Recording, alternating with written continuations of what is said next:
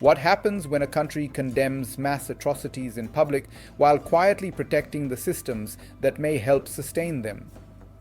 In one corner of Africa, a civil war has killed tens of thousands and displaced millions.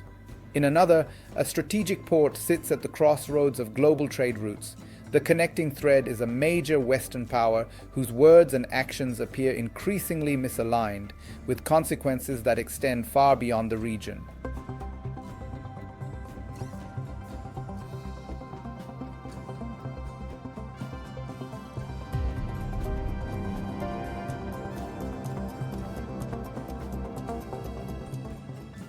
If this contradiction hardens into policy, the Horn of Africa could shift from a zone of fragile balance into a testing ground for a new kind of power politics, where influence is exercised through finance, logistics, and ambiguity rather than overt alignment.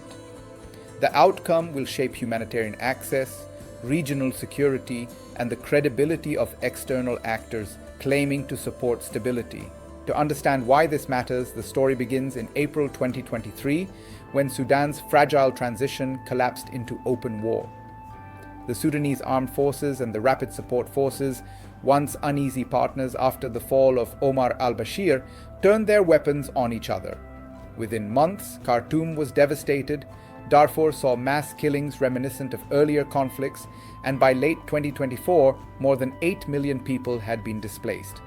United Nations estimates place civilian deaths in the tens of thousands, while humanitarian agencies describe the crisis as the world's largest displacement emergency. Internationally, governments issued statements calling for ceasefires, accountability, and civilian protection. The United Kingdom repeatedly described the situation as catastrophic and urged restraint. Yet internal policy reporting later showed that London rejected proposals that would have applied stronger diplomatic pressure as violence escalated. Instead, it favored minimal, consensus-based measures designed to preserve cooperation with regional partners. This choice mattered because of the regional power dynamics surrounding the war. Multiple investigations by United Nations experts and international media documented allegations that the United Arab Emirates provided logistical or material support to the Rapid Support Forces. Abu Dhabi denied the claims, but the reports established suspected supply routes running across borders and through commercial infrastructure. Analysts argued that diplomatic reluctance to confront a close Gulf partner helped shape a global narrative that framed the conflict as symmetrical, despite mounting evidence of targeted atrocities. Perception became a strategic variable. As the war dragged on, Sudanese analysts increasingly described the United Kingdom not as disengaged, but as influential through what it chose not to do. The idea took hold that London's priority was maintaining regional relationships rather than forcing accountability, a calculation that carried weight in how ceasefire initiatives and international forums evolved. That perception did not stay confined to Sudan. To the east, across the Red Sea and Gulf of Aden, a separate but related policy choice was playing out in Somalia. Officially, the United Kingdom supports Somalia's territorial integrity and recognizes the federal government in Mogadishu.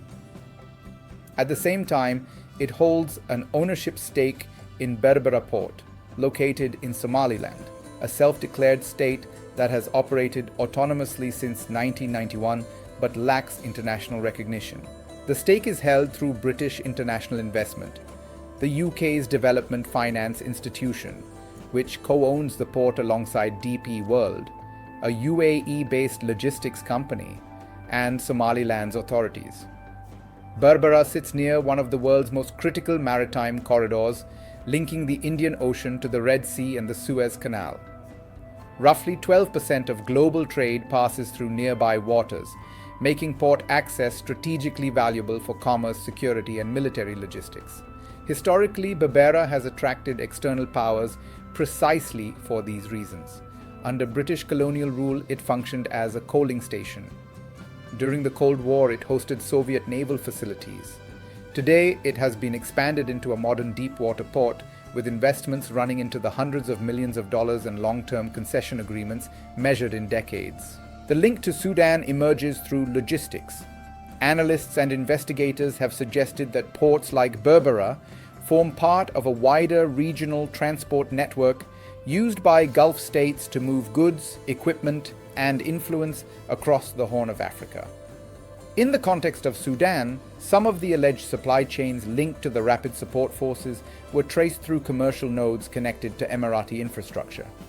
While direct involvement by port operators has not been proven, the overlap between commercial investment and geopolitical rivalry has drawn scrutiny. For critics, the contradiction is structural. Publicly, the United Kingdom calls for accountability in Sudan.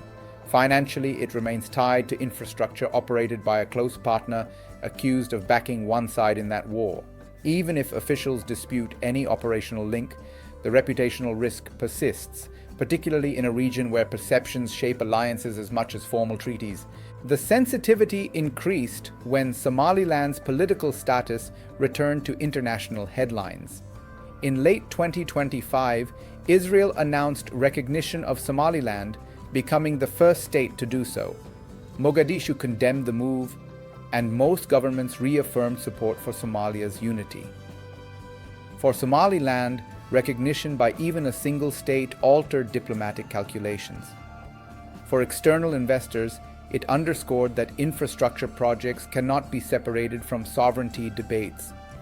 Within Somaliland itself, the political economy adds another layer. Since declaring independence, the region has relied heavily on locally generated revenue, much of it linked to Berbera. This dependence shaped a power-sharing system in which clan leaders and political authorities negotiated access to port income in exchange for representation and stability. Large external investments risk shifting that balance by reducing the need for domestic bargaining. When revenue flows increasingly come from long-term foreign concessions rather than local taxation, accountability mechanisms change. Control over infrastructure becomes a source of political leverage, not only for local elites but also for external actors who can influence budgets, employment, and security arrangements without formal governance responsibilities. Two future paths stand out. In one scenario, the United Kingdom maintains its dual-track approach. It continues backing Somalia diplomatically while expanding commercial engagement with Somaliland and preserving close ties with Gulf partners. In this outcome, access and influence are secured, but trust erodes. Regional actors come to see British diplomacy as transactional, weakening its ability to mediate conflicts or push for reforms. In another scenario, pressure from humanitarian advocates and regional instability forces recalibration. Stronger conditionality is applied to investments, clearer separation is drawn between commercial interests and conflict zones, and diplomatic leverage is used more assertively. This carries risks of reduced access and strained alliances, but could restore credibility in multilateral forums. The broader consequences extend beyond the Horn of Africa. As global competition increasingly plays out through ports, corridors, and development finance, the line between economics and geopolitics continues to blur. States that rely on ambiguity to maximize flexibility may find that ambiguity itself becomes a liability.